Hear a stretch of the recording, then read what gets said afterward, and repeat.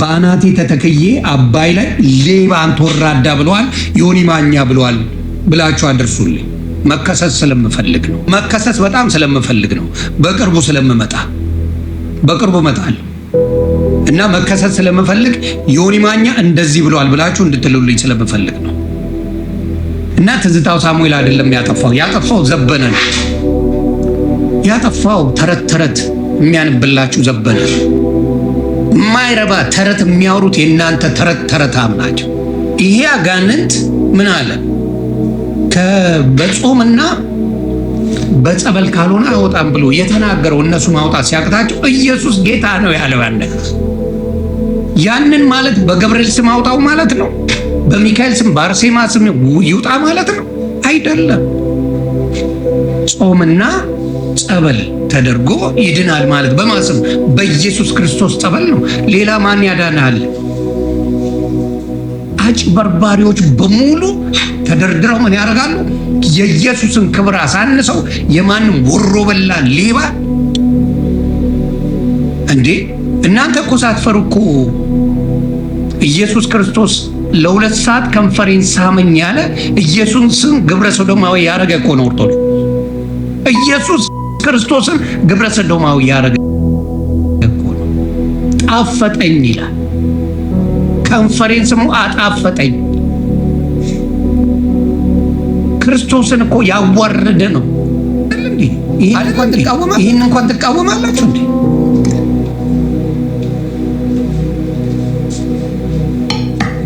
ኖ ትሉ የለ እንዴ? መች ታፍራላችሁ? ስለዚህ አሁን እንቀጥል እስቲ።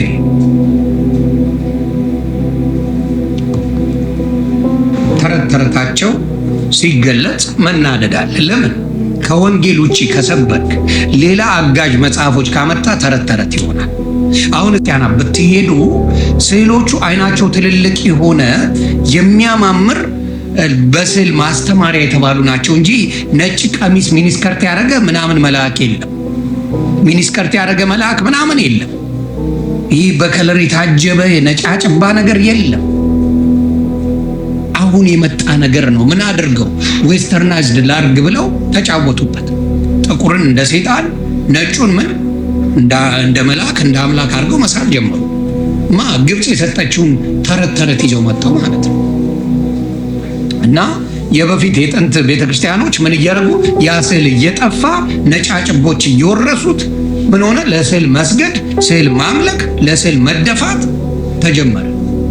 ለማንም ነጫጭባ ለቆመው እኔ ልሰግድ? ለቆመ ስዕል ለገዛውት ቀድጄ ለምጥለው ልሰግድ እኔ? ምን አይነት ጭንቅላታችሁን በምን ያህል እንዳደነዘዙት የምታውቁ በዚህ ብሬን ዋሽ እንዴት እንደሚሰራ በዚህ ታውቃላችሁ። ስለዚህ እስቲ ላሳይ ሰይጣኑ ምን እንደሚያደርግ እዚህ ጋር አንድ ላሳያችሁ። እና ትዝታው ሳሙኤል አይደለም ያጠፋው ዘበነ ነው። ያጠፋው ተረት የሚያንብላችሁ ዘበነ እንደፈለገ ኦርቶዶክስ ላይ የሚጫወተው ዘበነ ነው። የሚጫወትባችሁ ዘበነ ነው። ማይረባ ተረት የሚያወሩት የእናንተ ተረታም ናቸው።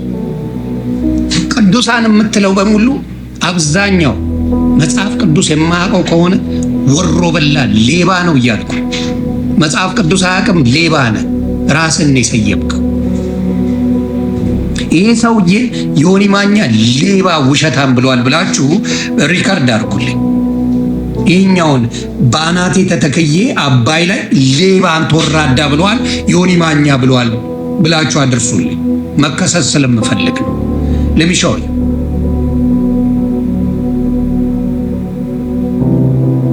ወራዳ ሌባ ብለዋል ዮኒ ማኛ ብላችሁ እንድታደርሱልኝ ስለምፈልግ፣ መከሰስ በጣም ስለምፈልግ ነው። በቅርቡ እመጣለሁ እና መከሰስ ስለምፈልግ ዮኒ ማኛ እንደዚህ ብለዋል ብላችሁ እንድትሉልኝ ስለምፈልግ ነው። ሲቪል ሌባ እኔ እምርልሃለሁ እስከ 25 ትውልድ ድረስ እምርልሃለሁ። ኮፒ ሊንክ ማድረግ እንዳይረሳ። ሲኦል እንኳን ቢገቡ ነው።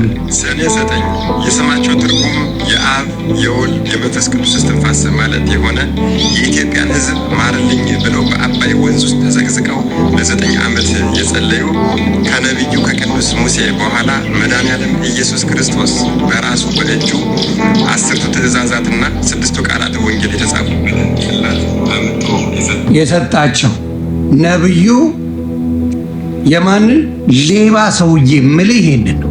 ይህ ቆሻሻ ወራዳ ሰውዬ የእግዚአብሔር አምላክ ለሙሴ የሰጠውን ታቦት ድጋሚ ለእኔ ሰጥቶኛል ብሏል። የወራዳ ይሄ ሌባ እግዚአብሔር ላይ እንደዚህ ነው የሚዘባበቱት፣ እንደዚህ ነው የሚቀልዱት። በአናቱ ተተክሎ አባይ ወንዝ ውስጥ በአናቱ ተተክሎ እግዚአብሔርን ሲያመልክ ለኢትዮጵያ ብሎ የቆይ ወራዳ ነው፣ ሌባ ነው። ይሄ ሰውዬ ሌባ ነው። ሌላውን ስሙት። ዝክራቸውን መታሰቢያቸውን ያደረገና በዓላቸውን ያከበረ ሰው እስከ 25 ትውልድ ካሰከረ መታሰቢያን ያደረገ በዓላትን ያከበረና እንዲሁም ደግሞ በቃል ኪዳን የተማጸነውን እናትና አባቱ ሞተው ሲኦል እንኳን ቢገቡ እኔ እምርልሃለሁ በተባሉት ቃል ኪዳን መሰረት እናትና አባት ሲኦል ገብተው ቢሆኑ ለዚህ ሰውዬ ለዚህ ወራዳ ካሰከርክለት፣ ማህበር ማለት መስከሪያ ነው በኦርቶዶክስ ነው። ማህበር መጠጫ ነው፣ መዳሪያ ነው፣ መስከሪያ ነው። አይደለም ምትል ካለ የኦርቶዶክስ ማህበር ብለው የሚያከብሩበት ሂድ። ጠላ አለ፣ ጠጅ አለ፣ ውስኪ አለ፣ አረቄ አለ፣ ከዛ ዘፈን አለ፣ ትሰክራል። ይሄን ያለ ይሄ ሲኦል የገባን ምን ያደርጋል ነው የሚልህ። ሲኦል የገባን አባትና እናትን ወደ ገነት ማን በሱ ስም ካጠጣ አጋጭ በሱ ስም ካጠጣ ካበላ ያደርጋል። ይሄ ወሮ በላ ጌታ ይገስጸው። ከእግዚአብሔር ሰው እንዴት አይራቅ? ከኢየሱስ ክርስቶስ ሰው እንዴት አይራቅ? የሚርቅበት ምክንያት እንደዚህ አይነት ሌባ ስላለ ይክደዋል። እንደዚህ አይነት መርዝ ዲያብሎስ እንኳን አልሰራው። ዲያብሎስ እንኳን እንደዚህ አይነት ነገር አልሰራምና ይሄ ነው ቅዱስ የተባለው። እንጨርሰው። እኛ ዝክራቸውን በዚህ በምድር ስንዘክር መታሰቢያቸውን በዚህ በምድር ስናደርግ እሳቸው ደግሞ ሲኦል እየገቡ እናትና አባቶቻችንን እያወጡ ገነት የሚያስገቡ ታላቅ አባት። ዝክራቸውን መታሰቢያቸውን እያሰበ የሚያደርግ ሰው የቅዱስ ሚካኤል ክብር እንደሚሰጠው የተነገረላቸው ዝክራቸውን መታሰቢያቸውን ያደረገ የቅዱስ ሚካኤል ክብር ቢሰጥ ምንድን ነው የምታደርገው? ተላላኪ እኮ ነው የምትሆነው። ቅዱስ ሚካኤል የእግዚአብሔር ተላላኪ ነው። እግዚአብሔር ሲልከው የሚላክ ነው። ዳስ ኦል ዳስ እና እግዚአብሔርን ሲያመሰግን ነው የሚውለው። ቅዱስ ሚካኤል፣ ቅዱስ ገብርኤል የመላእክት ስራ ይሄ። መላእክትም በስንፍናቸው ይከሰሳሉ፣ ጌታ ይከሳቸዋል። ሰነፎች ናቸው ይላል መጽሐፍ ቅዱስ። ምንም ከራሱ የሚያደርገው አንዳች ነገር የለም፣ አንዳች ነገር የለም። የቅዱስ ሚካኤል የቅዱስ ገብርኤል ክብር ቢሰጥም ምንም ልታደርግበታች። የእግዚአብሔር ክብር ሲሰጥ ነው ምንም የምታደርገው ሁሉ ነገር ማድረግ የምችለው። መልእክተኛ ማለት መልእክቴም አድራሽ ማለት ነው። ከነቃሉ ኦርቶዶክስ እኮ ታውቀዋለች። ትውልዱን አጣመው ለስካርና ለመዳራት ያደረጉት አጣመውት ነው ቃሉ። አጣመውት አትስከር የሚለዋን እሷን ብቻ ፓርት ወስደው እንዴ አትጠጣ አይልም እያለ የሚከራከረ ኦርቶዶክስ እንጂ ሌላ እምነት የለም ዓለም ላይ። አትስከር እኮ አይልም አትጠጣ ነው የሚለው ብሎ አትስከር ነው የሚለው እንጂ አትጠጣ አይልም ብሎ ግግም ብሎ ያዘ። ለኃጢአት እንዲመቸው ኮንፈርት የሚፈልገው እሱ ነው። ትግል ቅዱሳን ብሎ ለማንም ተረታም ሲደፋ የሚውለው እሱ ነው። መስቀል ላይ የተሰቀለውን ስቃዩን የበላውን አንድ ቀን ስቃይ የበላ ሰው ሳይኖር እንዲሁ በጸጋው በእግዚአብሔር ልጅ የዳነውን ወረኔ በስራዬ ነው መድነው ይላል። አረቂያም እኮ ነው፣ ጠጃም እኮ ነው። እኔ እንደ ጌታ ነው እንዴት ይላል መጥቶ። ከዛ ህይወት የወጣ የለም። የምናውቃቸው ሰካራሞች አሁንም ሰካራሞች ናቸው። አንድ የቤተ ክርስቲያን አገልጋይ አምጣልኝ፣ ሰካራም ነበርኩኝ የቤተ ክርስቲያን አገልጋይ ሆንኩኝ የሚለው ወፍ አታመጣ። ወፍ ሰካራም ቃሚ አጫጭ ነበርኩ ጌታ ህይወቴን ቀየረው የሚል አንድ ሰው አታመጣ። በፕሮቴስታንት ግን በሚሊዮን አመጣልሃል። ህይወቱ ካልረባ ህይወት ላይ ጌታ አንስቶት ወንጌለኛ ያደረገው በሚሊዮን በክርስትና ህይወት አመጣለሁ። this is the problem። እና ይህን ሰውዬ በአናቴ ተተክዬ አባይ ወንዝ ውስጥ 9 ዓመት ለኢትዮጵያ ጸልያለሁ እያለ የሙሴ ጽላትን እግዚአብሔር አምላክ ለኔ ሰጥቶኛል ብሎ የተናገረ ሌባ። ይሄ ከሌባ ይተናል። ሌባ ነው፣ ዘረፋ ነው፣ የእግዚአብሔርን ቃል ያጣመመ ነው። ጌታ ይገስጸው። ለዚህ በ9 ይከበራል። በ9 ለሱ ትልቅ ቀን። ለዚህ ነው በደንብ አድርጌ የምነግረን።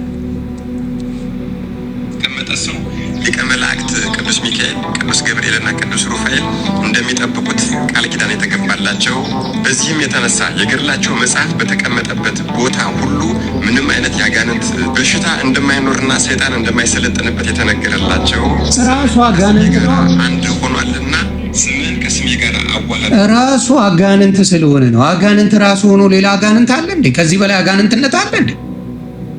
የሱ የገድል መጽሐፍ ከተቀመጠ ሰይጣን አይመጣም። ከሱ በላይ ሌባ አለ እንዴ? ከሱ በላይ የዋሻ አለ እንዴ? ከሱ በላይ የዘረፈ አለ እንዴ? እንዴ ጽላትን እኮ ዘረፈ። የሙሴ ጽላት እኔ ጋር አለ ብሎ ነው እኮ የዘረፈው። ሌባ ያጣመመው አጋንንታም ራሱ አጋንንት ሆኖ ሌላ አጋንንት ከየት ነው የሚመጣ? ከየት ነው የሚመጣው ሌላ አጋንንት? ኮፒ ሊንክ እያደረጋችሁ በደንብ አድርሱልኝ እንዳትሳፈጡ። ከዚህ በኋላ የመሳፈጥ ነገር ተረትን እያወጣው እንዲመርህ ህይወት እንድትጠላ አድርገዋል። እስከ ዛሬ ያመንከው ተሸውደ እንደሆነ፣ እስከ ዛሬ ኦርቶዶክስ ስትል የዋልክበት ያደርክበት ተሸውደ እንደሆነ አሳያለሁ። አምላክ እስትንፋሰ ክርስቶስ ሆይ አቤቱ ይቅር በለኝ ብሎ የለመነኝን ፍጹም እምረዋለሁ የተባለው ቤተክርስቲያን እኔ አምላክ እስትንፋሰ ክርስቶስ ሲሆን አንተ ሌባ ጌታ ይገስጽ ብለዋል። ዮኒ ማኛ ብሏል። ጌታ ይገስጽ አንተ ሌባ አጋንንታም ጌታ ይገስጽ። ጌታ ይገስጽ አንተ አጋንንታም እያልኩ yes ቀጥል። ስንዴን በአንድ ቀን ዘርተው ወይንን በአንድ ቀን ተክለው ጽድ ግራርና ወይራን ደግሞ እንደዚሁ በአንድ ቀን ተክለው አሳድገው። ይሄ መተተኛ እንደዚህ በመተት ያሉትን ምን እያደረጉ በመተተኝ ያሉትን ሰዎች ነው ቅዱሳን እያሉ። ደብተራ የሚበዛው ኦርቶዶክስ ቤት አይደል? መተተኛ የሚበዛው አይደለም? እስቲ አንድ ጴንጤ አምጣና ምንድን ነው የሚባለው መስተፋቅር አሰራልኝ በለው። ጌታ ይገስጽ ነው የሚለው። ደብተራን አምጣው ሰራላለሁ ነው የሚለው። በኦርቶዶክስ ነው ያለው። ጠንቋይን አምጣው። የጠንቋይ ቤት ስትሄድ ስዕሎቹ በሙሉ ነጫጭቦቹ ናቸው። የጣዖት ስዕል መሆናቸውን በዛ ታውቃለህ። ጠንቋይ ቤት ስትሄድ የድሮን እንደሆነ የምታውቀው በግ አምጣ፣ ፍየል አምጣ፣ ጠቦት አምጣ የሚል በሙሴ ዘመን የነበረውን ነገር ነው ሲያከናውን የምታየው። የሙሴ ዘመን አልፎ የአዲስ ኪዳን ዘመን ነው። ኢየሱስ ክርስቶስ ነው ያንን አድርጎ ለኛ ታርዶ ነፃ ያወጣን አይደለ? አሁንም ያዚም ጊዜ አላቸው። ጥቁር ፍየል አምጣ፣ ጥቁር ፍየል አምሮኛል ይላል። ገብስማ ዶሮ አምጣ ይላል። ገብስማ ቡናማ በግ አምጣ ይላል። በሱ እሱ ምን ያደርገላል? መተት ይሰራላል። ፌስቡክ ላይ ይቅርታ ቲክታክ ላይ ራሱ ጠንቋይ ቤት የሄዱ ሰዎች አይተናል። በጥንቁልና ያሉ ሰዎች አይተናል። ቃል በቃል ኢቭን እንደ ቀልድ አድርገው ጥንቁልናውን እየሰሩ ያሉበት በአሁን ሰዓት ራሱ እንደ ቀልድ ብለው እርኩስ መንፈስ ነው የሚቀለድበት አይደለም። ጥንቁልና አጋንንታዊ ነው። እነዛ አራጅ መንጣጣ አለው። እኛ አራዳ ልጆች ነን እንደ ቀልድ ይላሉ። የጥንቁልና መንገድን የአጋንንት መንገድን እንደ ቀልድ እያደረጉ እየተለማመዱት ነው። ሰው ምን ያደርጋል? ምንም ችግር የለውም እያለ ይቀልዳል። ዘፈን እኮ እንደዛ ነው የተጀመረው። ዘፈን አየ እንደ ቀልድ ኧረ ቤት ሆኜ ባዳምጠው ምን ችግር አለ ተብሎ ከቤት በኋላ የት የሆነ ካፍቴሪያ ይገባል። ከካፍቴሪያ በኋላ ክለብ ይገባል። ከክለብ በኋላ ይጨሳል፣ ይቃማል፣ ይጠጣል። ከዛ በኋላ ነገርን በሙሉ ተረሷል። እንደ ቀልድ የሚጀመሩ ነገሮች ናቸው ምን እየሆኑ ሄዱት? ገደል እየከተቱ ሄዱት። አሁንም ጥንቁልና ሶሻል ሚዲያ ላይ እንደ ቀልድ የተጀመረበት ነገሮች አይቻልም። ቀልድ ነው፣ ኧረ የአራዳ ልጆች ናቸው ይባላል። ቀስ እያለ ግን ምን ያደርጋል? ህይወትን ይዞብህ ይሄዳል። ፍቅርም ቢያለኝ ሲባል እውነት እኮ ሊሰራ ይችላል። እስቲ ጠንቋዩ ጋር ሄጄ ልጠይቀው ብላችሁ አይምሯችሁ ውስጥ እንዲገባ ይሄ ነገር ይቀርጻል። ስለ ጌታ መሰበክ ሳይሆን ስለ ጥንቁልና ስለማይረባ ነገር ማድረግ ፈን የሆነበት ዘመን ላይ ነው ያለን። ስለዚህ ይህንን ነገር በደንብ ነው የምታዩት። ቀልድ ሆኗል በቃ። ጥንቁልና በውስጣቸው አለ። ለምን? ከልጅነታቸው ሲለማመዱት የነበረ ጠንቋይ ቤት ሲሄዱ የነበሩ ሰዎች ናቸው። አሁን ሶሻል ሚዲያ ላይ ጥንቁልና ምንም ችግር የለውም እንደ ቀልድ ተደርጎ የሚታይላቸው። ታሪኩን ካያችሁ በልጅነት የነበረው ብሬንዋሽ የተደረጉበት ጠንቋይ ቤት ሄደው ከጓደኞቻቸው ጋር የተጣሉበት ጉዳይ አላቸው። እና አድገውም የሚያስቡት እሱን ነው። ብጠነቁልና ብጫወት ገንዘብ ያስገኝልኛል፣ ጥንቁልና መንገዱ ገንዘብ ያስገኛል ብለው አስበው የመጡ ሰዎች አሉ። It's all the truth። አይዲያ የላቸውም። ሀሳብ አምጥተው አመንጭተው ነገሮችን መቀየር አይችሉም። በእውቀት አንብበው ካነበብኩት ነገር ላይ ከዚህ መረጃ አምጭቼ ይሄን ላቀርብላችሁ አይሉም። ሄዶን ጋዳ የሚያውቁትን ነገር ብቻ ነው ሊነግሯችሁ የሚችሉት። ስለዚህ እናንተ ማድረግ ያለባችሁ መጠንቀቅ፣ ከእንደዚህ አይነት ሰዎች ጥንቃቄ። ህይወታችሁን ምናችሁን ጥንቁልና ፈን እንደሆነ ችግር እንደሌለው አርጋችሁ ቀለል አርጋችሁ አጋንንት ነው። ጥንቁልና ብሎ አንድ ሰው ከቀለደና በዛ እኔ ጠንቋይ ነኝ ብሎ ካጫወተ አጋንንታዊ ሰው። ጠንቋይ ነኝ ካለ ከዛ በላይ ምን ማስረጃ አለ? ምን ሊል ይችላል? you tell me። እኔ ጠንቁልላለሁ የሚል ሰው በቀልድም ወሰደው በጨዋታም ወሰደው በፈለግ ጠንቋይ ነኝ ካለ አጋንንታዊ ነው። አጋንንት አለበት ያዘ። መጥፎ ምን ውስጡ ስፒሪቱ በመጥፎ ነገር የተመታ ሰው። this is dangerous። እንደ ቀልድ የሚታይ ነገር ነው፣ ግን ህይወትን የሚያበላሽ ነገር ነው። ስለዚህ እንደዚህ አይነት ልምምዶች አሉ ሶሻል ሚዲያ ላይ እንደ ቀልድ እየታየ። ለምን? መሀይሞች ስለሆኑ እውቀት ስለሌላቸው አንብበው የሚያመጡት ነገር ስለሌለ ግስዋ ቀልድ ይመስላችኋል። ጥንቁልና እንደ ቁም ነገር ቁጭ አድርገው ሲሰብኩበት አይቻልም። ልቦና ይስጣችሁ ነው ማለት። let's go።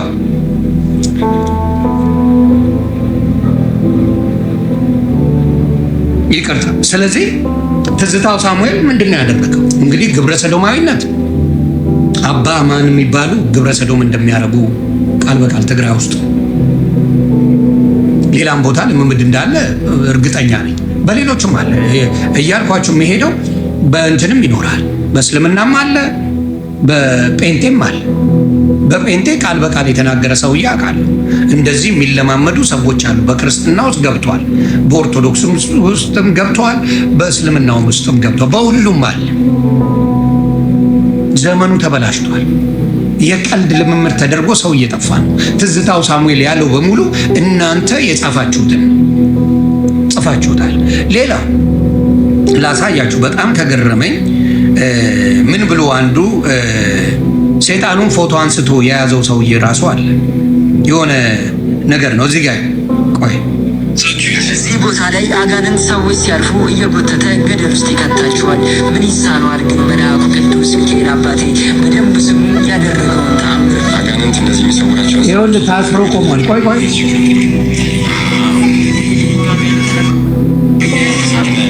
ፒክቸሩን ይኸው ይዞት የቅዱስ ሚካኤል ስዕል ነው ያኛው። እንደፈለጉ ሲፈልጉ ቀሚስ ያለብሱታል፣ ሲፈልጉ ሚኒስከርት ያደርጉልታል። ቅዱስ ሚካኤል ይቅር ይበላችሁ። ከዛ አጋንንቱ በፌስታል ተደርጎ በጥቁር ምላሱን ብሏል። አጋንንቱ ይሁት አጋንንቱ አያችሁ፣ ላቅርበው ታስሯል። እንዲያስሩት በፌስታል አስቀምጦታል። ፎቶ ማናነት ሰው ነው አጋንንቱን። አሁን እኔ ግራ የገባኝ እዛ ቦታ ላይ አጋንንቱና ሚካኤልን ፎቶ ቀጭ ያደረገው ማን ብሎ ወፍሯል። ደግሞ የአጋንንት እዚህ ጋር ደግሞ ኧረ ተው ሹርባውላ ተሰርቷል። ይኸው ፈጣሪ ምስክሬ፣ ይኸው ሹርባ ሰርተው ቅዱስ ሚካኤልን ራስ አድርገውታል። መስቀል ደግሞ አድርገውለታል ነጠላው ላይ። መስቀሉን ላርገውለታል።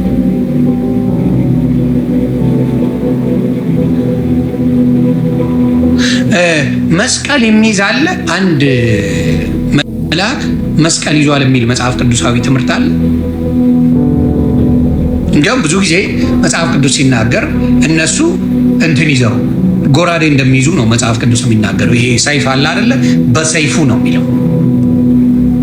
መስቀል ይዞ አይደለም። መስቀል ክርስቶስ የተሰቀለበት ኃጢአተኞች የተባሉ በጣም ወንጀል የሰሩ ሰዎች የሚሰቀልበት ቦታ፣ ኃጢአተኞች የሚሰቀሉበት ቦታ ነበረ። ጉዳዩ ከመስቀሉ አይደለም። እሱ ላይ ሆኖ ቤዛ የሆነን ኢየሱስ ክርስቶስ ነው። ጉዳዩ ከመስቀሉ አይደለም።